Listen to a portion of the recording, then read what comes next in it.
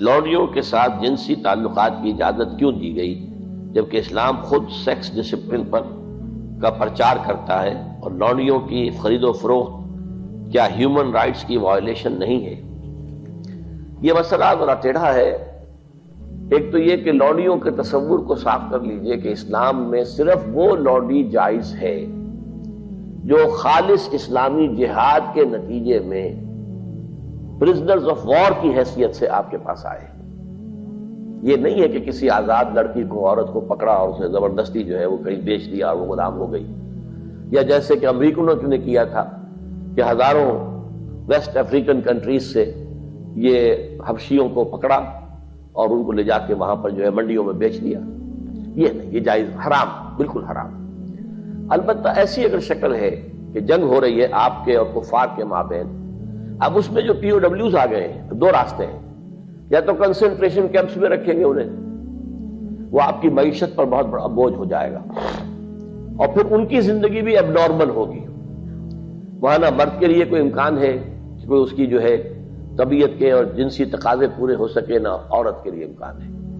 اس کے لیے اسلام نے تجویز کیا کہ انہیں معاشرے میں تقسیم کر دیا جائے، ڈسپرس کر دیا جائے۔ معاشرے میں جائیں گے وہ کسی کا غلام بن گیا ہے، کسی کی لونڈی بن گئی ہے۔ اب ان کو حکم دیا گیا جو خود کھاتے ہو وہ انہیں کھلاؤ، جو خود پہنتے ہو انہیں پہناؤ، اور ان سے اگر کوئی سخت کام لینا ہو تو اس میں خود بھی شریک ہو جاؤ۔ انہیں یہ احساس نہ ہو کہ چونکہ ہم غلام ہیں تو ساری سختی ہم پر ہی ہے۔ اور ان کے لیے بھی پھر یہ کہ نیکی کے کاموں کے اندر یہ ہے کہ ان کو آزاد کر دینا، یہ بڑے نیکی کا کام ہے۔ کوئی مرد کہتا ہے صاحب میں اتنے 1000 روپے آپ کو دے دوں گا محنت کر کے، کمائی کر کے، آپ مجھے آزاد کر دیں، اسے مکاتبت کہتے ہیں۔ یہ معاہدہ ہو سکتا ہے اور آپ کو اس کا معاہدہ قبول کرنا ہوگا۔ پھر وہ لونڈیاں جو ہیں وہ پھر ان مالکوں کے تصرف میں آتی ہیں، وہ منکوحہ بیویاں نہیں ہیں، دو کیٹیگریز علیحدہ ہیں جو ہم نے پڑھ لیا ہے سورہ معارج میں بھی اور سورہ مومنون میں بھی۔ والذین هم لفروجہم حافظون الا علی ازواجہم او ما ملکت ایمانہم، تو یہ دو کیٹیگریز علیحدہ ہیں، بیویاں ہیں منکوحہ بیویاں، اور یا پھر جو تمہاری ملک یمین ہو لونڈیاں ہوں۔ میں نے بتایا کہ ملک یمین اگر اس کے ہاں بچہ ہو گیا تو اب وہ ام ولد ہے، آپ اسے بیچ نہیں سکتے، وہ اب آپ ہی کے ہاں رہے گی۔ اور جہاں تک اس کے بچے کا تعلق ہے وہ آپ کی منکوحہ بیوی سے جو بچہ ہوگا اس کے بالکل برابر ہوگا، اس کی کوئی بھی حیثیت جو ہے اس سے کمتر نہیں ہے۔ وہ بچہ آپ کا ہے، آپ کی لونڈی کا نہیں، آپ کا بچہ ہے۔ اسی طرح بچہ چاہے منکوحہ سے ہے تو وہ منکوحہ کا نہیں، آپ کا ہے۔ یہاں تو ابن کے ساتھ بات چلتی ہے، بنت کے ساتھ نہیں چلتی۔ کس کا باپ کے حوالے سے بات چلتی ہے بات۔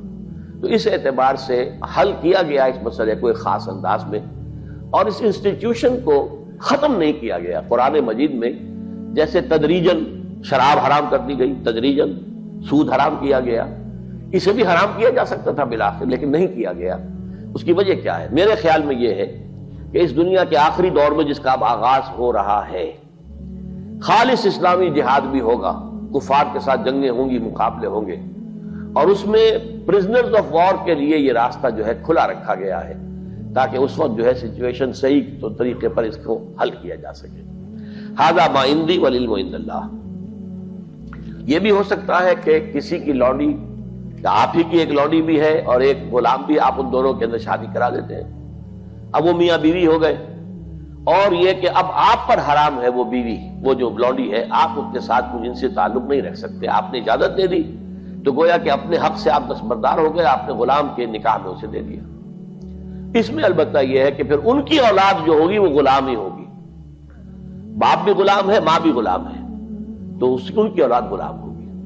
یہ انہی کی اولادیں ہیں کہ جو ہمارے معاشرے کے اندر آپ کو معلوم ہونا چاہیے کتنی بلندی تک پہنچی ہیں۔ خاندان غلاماں جو ہندوستان میں اسلام کی پہلی حکومت قائم ہوئی ہے، کون تھے؟ قطب الدین ایبک غلام تھا، شمس الدین التتمش غلام تھا، غیاث الدین بلبن بہت زبردست حکمران تھا، روب و داغ والا غلام تھا۔ یہ غلام خاندان تھا، خاندان غلامہ کے نام سے آپ نے ان کی تاریخ پڑھی۔